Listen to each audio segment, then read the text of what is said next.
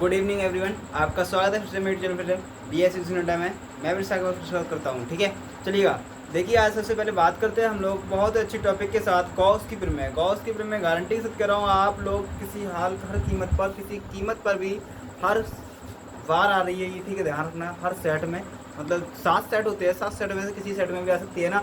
अब देखो, इसमें रहता है क्या है, गॉस की प्रमेय बहुत ही अति महत्वपूर्ण है। यहाँ तो गॉस की प्रमेय है कि गॉस की प्रमेय या सिद्ध करने को आ सकती है, ठीक है, या फिर 1 नंबर 2 नंबर आपको डेफिनेशन पूछ लेगा या फिर आपको फॉर्मूला ऑब्जेक्टिव करने को दे देगा।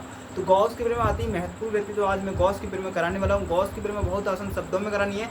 अब देखिए, गॉस की प्रमेय में है कुछ नहीं, गारंटी से, तो ये मैं खुद कह रहा हूँ और अभी मैं सॉल्व करा रहा, ठीक है ना। देखिए, और लोगों के वीडियो से चक्कर में मत जाना कि गॉस की प्रमेय हार्ड है, हार्ड है, हार्ड है। हार्ड कुछ नहीं है, बिल्कुल हलवा है, ये मैंने आपसे बोल रखा है। और देखो, बात ये कि लोग हलवा कराते हैं पर वो हलवा समझ में नहीं आता आपके, क्योंकि आपके कुछ डाउट रह जाते हैं और डाउट लोग क्लियर नहीं करते। बस हलवा तो दे देते आपको, पर उसका जो हलवा की मतलब मेन प्रक्रिया क्या है वो आपको समझ में नहीं आती है ना। तो प्रक्रिया आज मैं समझने जा रहा हूँ, हलवा की प्रक्रिया कुछ अलग हटकी क्लास होगी, मतलब और लोगों से हटकी क्लास होगी, क्योंकि ये लोग जो है कुछ ऐसे लोग हैं जो हमारे साथी मानता हूँ, अपने साथी की, मतलब वो आपको बता तो देते प्रोसेस, पर प्रोसेस के बारे में आपको ये नहीं बताते हैं कि ये कैसे सॉल्व किया गया था। तो आज मैं बता के जा रहा हूँ गारंटी के साथ, एक एक डाउट क्लियर होगा। पूरी यूट्यूब चैनल पर छान कर देख लेना, ऐसा डाउट कोई क्लियर नहीं कर सकता कि होता क्यों है, ठीक है ना। आज मैं कराने जा रहा हूँ, ठीक है, इसको देखिएगा। देखो, सबसे पहले डालना हेडिंग गॉस की प्रमेय। गॉस की प्रमेय,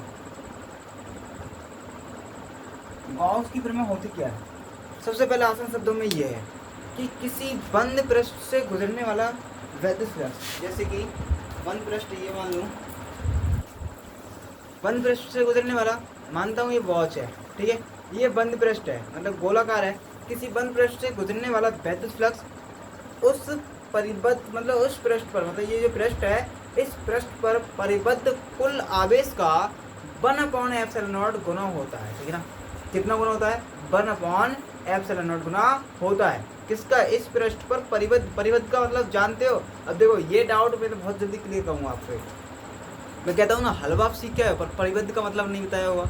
परिबद्ध का मतलब होता है जो घिरे हुए, ठीक है, मतलब कह रहा है कि उस पृष्ठ पर घिरे हुए आवेश का 1/ε0 गुना होता है। तो देखो, लिखिएगा, मैं लिखता हूँ मेरा डेफिनेशन इसकी, कि किसी या इस नियम के अनुसार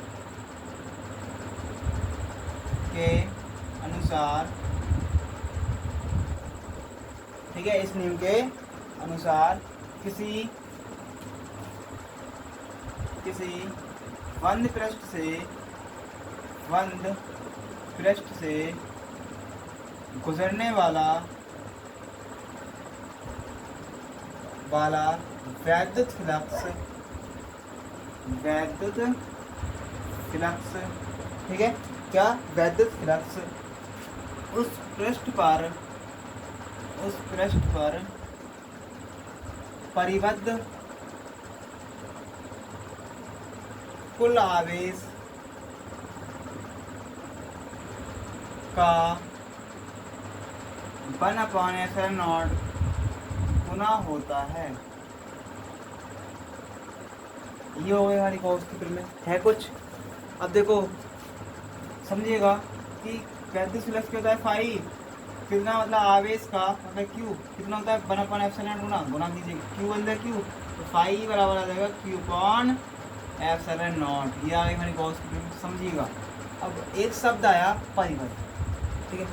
परिबद्ध का मतलब मैं समझा रहा हूँ, क्लियर कर रहा। परिबद्ध का मतलब होता है कोई घिरे हुए क्षेत्र, ठीक है, घिरे हुए, ठीक है। क्या होता है परिबद्ध का मतलब? घिरे हुए, मतलब उस पृष्ठ पर घिरे हुए कुल आवेश का 1/ε0 गुना होता है। ये क्लियर है? यस या नो? इधर कमेंट कीजिएगा और मैं हट देता हूँ और आप लोग स्क्रीनशॉट ले लीजिएगा, ठीक है ना। चलिए, और जो भी स्टूडेंट मेरे प्यारे साथी हैं, जो भी हैं, वो जल्दी से चैनल को सब्सक्राइब कर लीजिए। जो भी न्यू स्टूडेंट्स हैं, मेरे प्यारे साथी जो भी न्यू हैं, ठीक है ना। चलिएगा, देखिए, अब आगे करते हैं। जब बात करेंगे गॉस की प्रमेय की उत्पत्ति, ठीक है,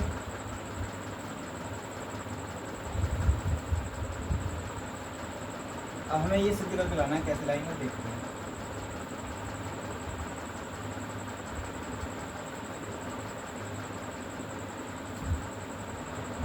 ठीक है, अब इसे सिद्ध करना है हम लोगों को। देखिए अब गॉस की प्रमेय की उत्पत्ति, देखो सबसे पहले एक चित्र बनाएंगे, गॉस की प्रमेय की उत्पत्ति करेंगे।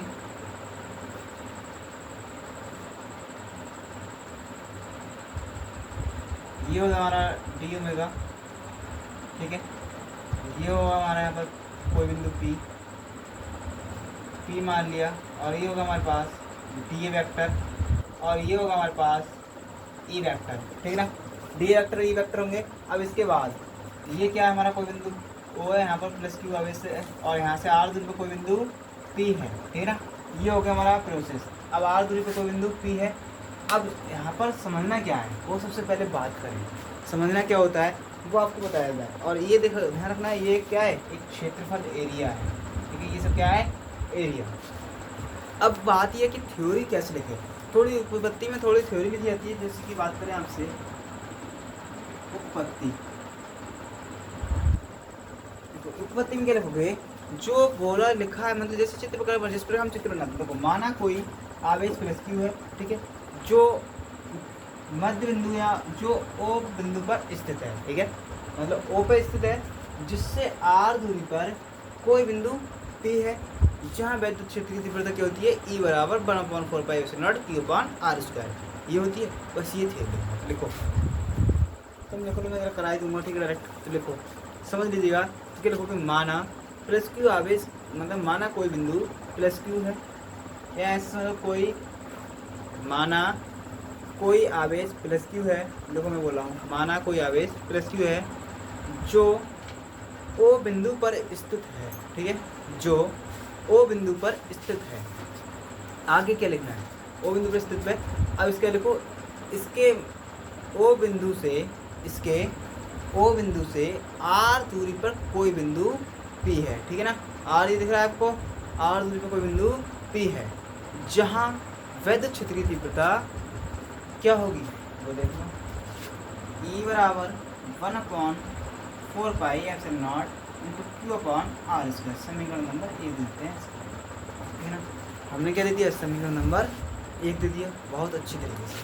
चलिए अब आगे क्या रहेगा कि हमारा डी ए क्षेत्रफल से, ठीक है, डी ए वाला क्षेत्रफल, डी ए क्षेत्रफल से, डी ए क्षेत्रफल से गुजरने वाला वैद्युत फ्लक्स, गुजरने वाला वैद्युत फ्लक्स,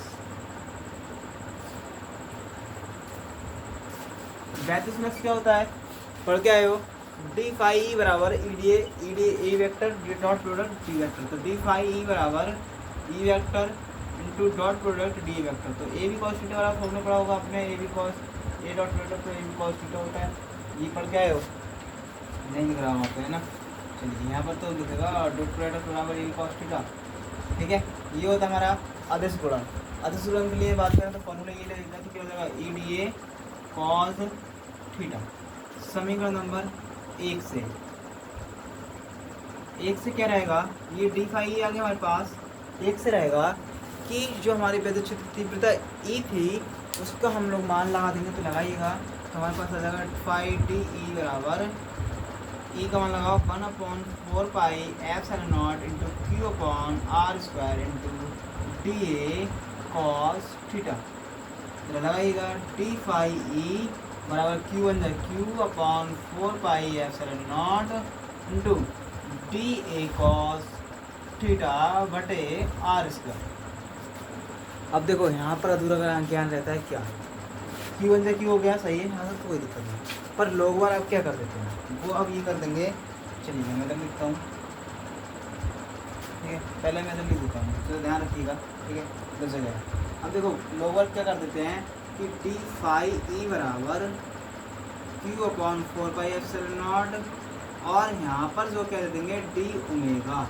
अब डी ओमेगा क्यों दे देते हैं, इसका मैं कारण पूछना चाहता हूँ सभी यूट्यूब वालों से, ठीक है ना, यूट्यूब वालों से जितने भी है, मतलब बताने नहीं चाहते हैं। देखो मैं डी ओमेगा बराबर क्या दे दूँगा, ओमेगा मतलब घनकोण होता है ये।